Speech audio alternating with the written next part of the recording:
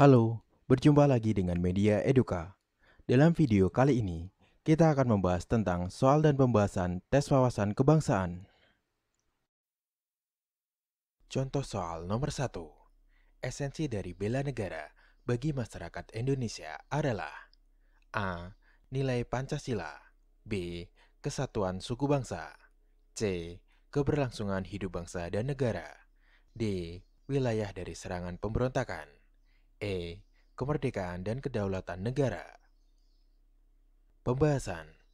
Bela negara adalah sikap dan perilaku warga negara yang dijiwai oleh kecintaannya kepada Negara Kesatuan Republik Indonesia yang berdasarkan Pancasila dan Undang-Undang Dasar 1945 dalam menjamin kelangsungan hidup berbangsa dan bernegara. Jadi, jawaban yang tepat adalah C. Keberlangsungan hidup bangsa dan negara. Contoh soal nomor 2. Secara konstitusional, negara Indonesia dalam Undang-Undang 1945, Pasal 1 Ayat 3, menyatakan tentang A. Negara Indonesia adalah negara kesatuan berbentuk republik. B. Kedaulatan berada di tangan rakyat dan dijalankan berdasarkan undang-undang. C. Negara Indonesia adalah negara hukum. D. Presiden memiliki kekuasaan eksekutif. E. Bentuk susunan negara Indonesia adalah republik. Pembahasan. Pasal 1 Ayat 3 Undang-Undang Dasar 1945 menegaskan bahwa negara Indonesia adalah negara hukum, mengandung pengertian bahwa segala tatanan kehidupan berbangsa, bermasyarakat, dan bernegara adalah didasarkan atas hukum. Jadi, jawaban yang tepat adalah C. Negara Indonesia adalah negara hukum.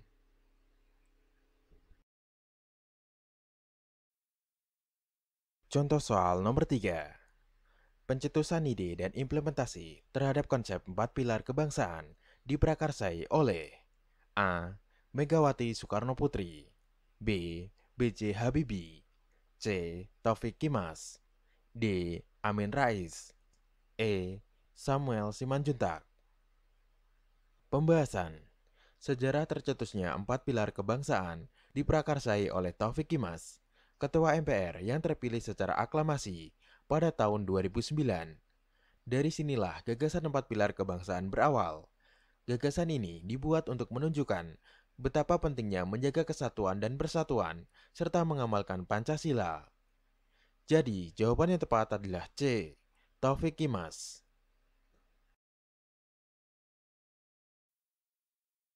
Contoh soal nomor 4. Usaha bela negara dalam menghadapi ancaman non-tradisional yang dilakukan oleh negara berikut ini kecuali A. Agresi militer. B. Penyelundupan kayu. C. Illegal fishing. D. Penangkapan peredaran obat terlarang. E. Penyelundupan flora dan fauna endemik. Pembahasan. Ancaman tradisional yaitu ancaman yang berbentuk kekuatan militer negara lain berupa agresi atau invasi yang membahayakan kemerdekaan, kedaulatan, keutuhan wilayah NKRI. Sedangkan ancaman non-tradisional yaitu yang dilakukan oleh aktor non-negara berupa aksi teror, perampokan dan pembajakan, penyelundupan, imigrasi gelap, perdagangan narkotik dan obat terlarang, penangkapan ikan secara ilegal, serta pencurian kekayaan. Jadi, jawaban yang tepat adalah A. Agresi militer.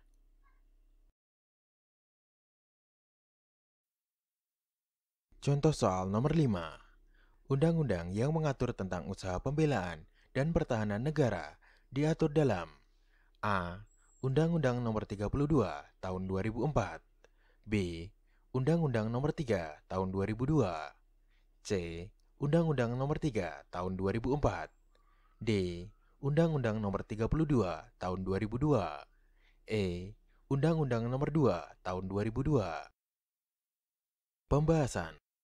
Undang-Undang Republik Indonesia Nomor 3 Tahun 2002 tentang Pertahanan Negara. Dalam undang-undang ini, yang dimaksud dengan pertahanan negara adalah segala usaha untuk mempertahankan kedaulatan negara, keutuhan wilayah negara kesatuan Republik Indonesia, dan keselamatan segenap bangsa dari ancaman dan gangguan terhadap keutuhan bangsa dan negara. Jadi, jawaban yang tepat adalah B. Undang-Undang Nomor 3 Tahun 2002.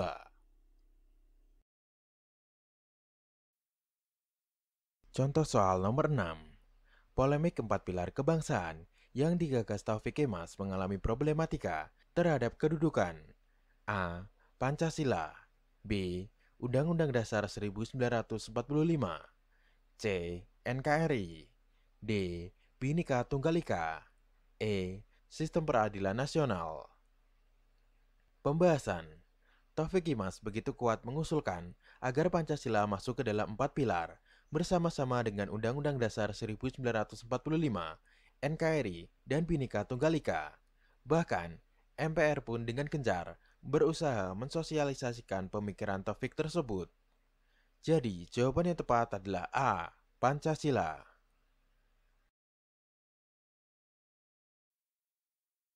Contoh soal nomor 7.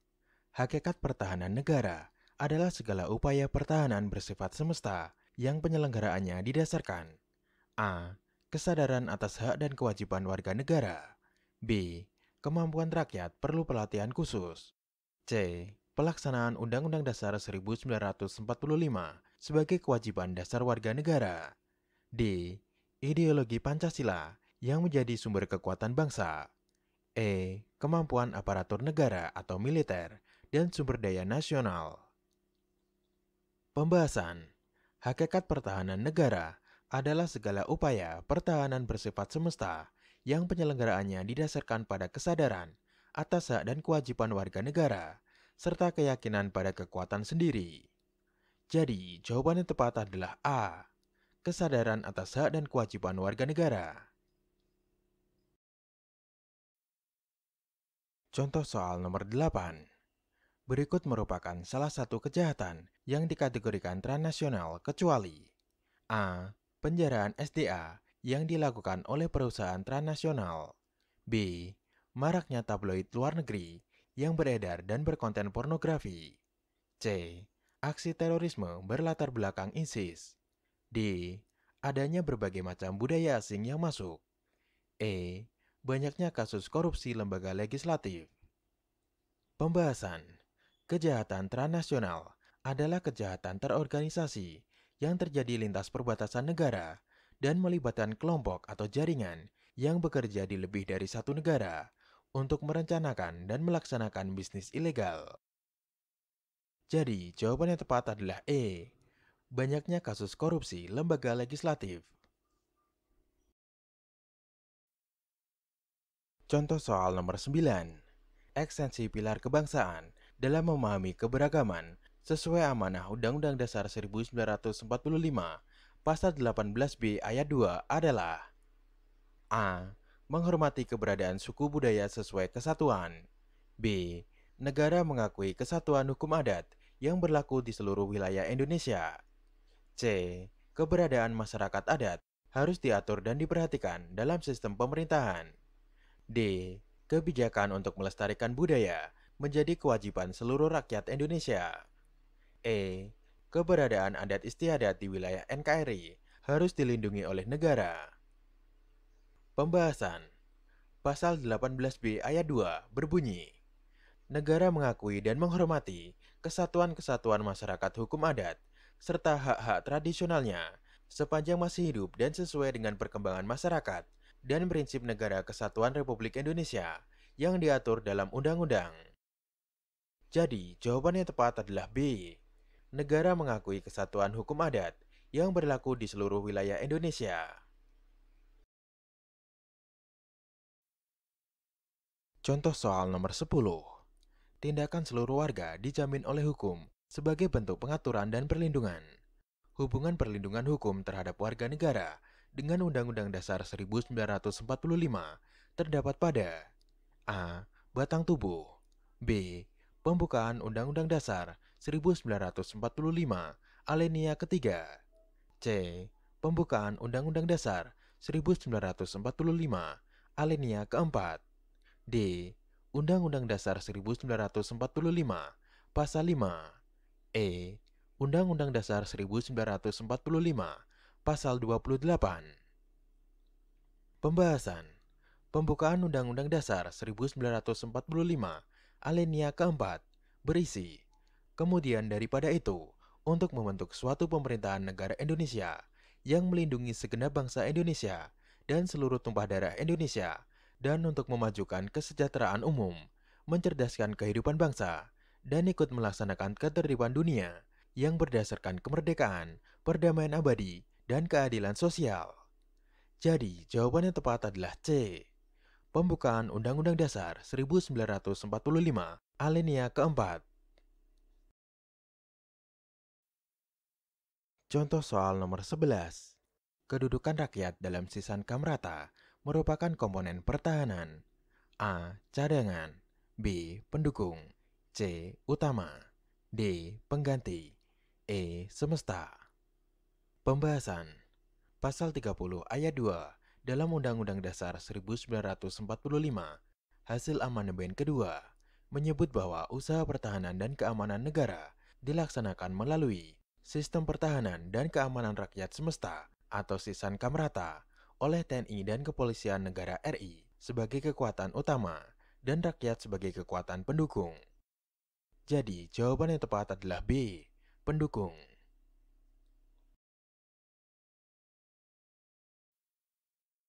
Contoh soal nomor 12. Secara harfiah, pengertian dari upaya pembelaan negara adalah A. Pengetahuan warga negara yang berlandaskan Pancasila dan Undang-Undang Dasar 1945 dalam usaha menjaga keberlangsungan hidup berbangsa dan bernegara. B. Kecintaan warga negara yang berlandaskan Pancasila dan Undang-Undang 1945 dalam usaha menjaga keberlangsungan hidup berbangsa dan bernegara. C.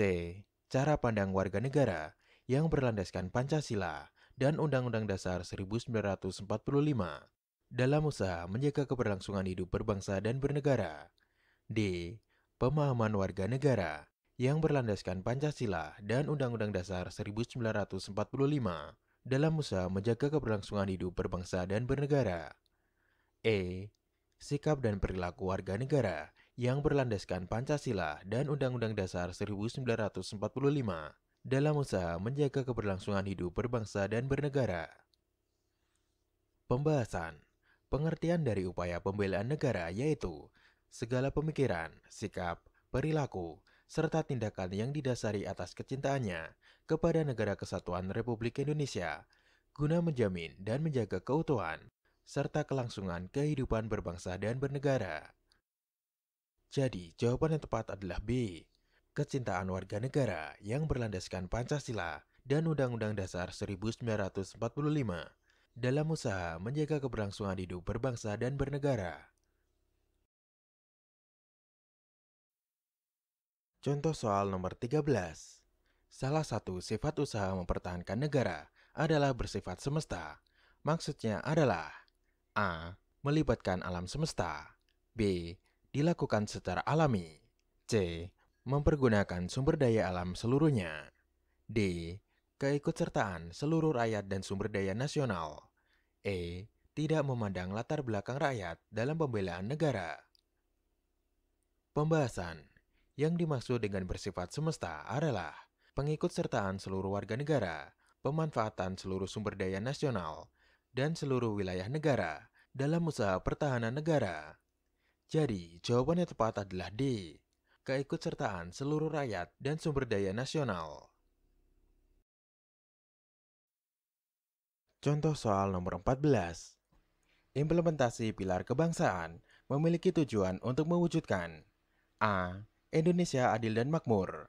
B. Semangat nasionalisme secara universal. C. Nilai-nilai dasar negara. D. Perwujudan persatuan dan kesatuan. E. Sistem pemerintahan yang stabil. Pembahasan. Tujuan utama dalam pelaksanaan pilar-pilar kebangsaan diimplementasikan kepada seluruh warga negara, baik dalam lingkungan sekolah, masyarakat, dan bernegara, untuk mewujudkan nilai-nilai dari dasar negara Pancasila. Jadi, jawaban yang tepat adalah C. Nilai-nilai dasar negara. Contoh soal nomor 15. Khusus pada ancaman terorisme, terdapat lembaga baru yang menangani kejahatan tersebut karena memiliki kewenangan mengaudit dokumen intelijen negara yang disebut dengan A. Hearing. B. Briefing. C. Intel Auditor. D. Independent Inspektorat. E. Lembaga Anti-Teror. Pembahasan. Peraturan Pemerintah Pengganti Undang-Undang Nomor 1 Tahun 2002 memuat ketentuan khusus tentang perlindungan terhadap hak asasi tersangka atau terdakwa yang disebut Safeguarding Rule. Ketentuan tersebut antara lain memperkenalkan lembaga hukum baru dalam hukum acara pidana yang disebut dengan hearing dan berfungsi sebagai lembaga yang melakukan legal audit terhadap seluruh dokumen atau laporan intelijen yang disampaikan oleh penyelidik untuk menetapkan diteruskan atau tidaknya suatu penyidikan atas dugaan adanya tindakan terorisme. Jadi, jawaban yang tepat adalah A. Hearing. Terima kasih telah menonton video ini. Semoga bermanfaat untuk kita semua. Jangan lupa untuk like, share, dan subscribe